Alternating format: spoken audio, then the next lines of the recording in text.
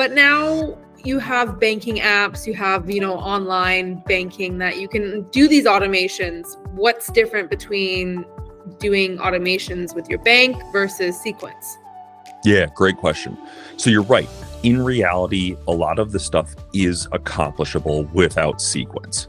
It just takes a lot more work and self-discipline to do it. So right now, I use Capital One and PNC.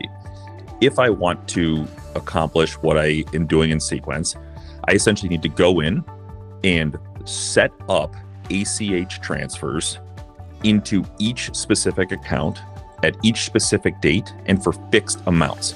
So the issue is my utilities change each month, right? There's different things that come up, and my bills are kind of scattered throughout the month. Some are at the first day of the month, some are sometime in the first week, others are in the middle of the month, others are at the end.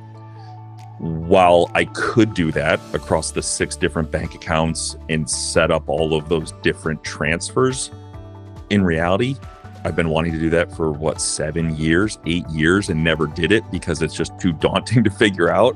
Whereas when I signed up for Sequence, in about 15 minutes, I was able to create the rules that I wanted to follow and have the money automatically sent where I want it to be sent. So it's, again, you can do it. It's either you do it the easy way or you do it the harder way.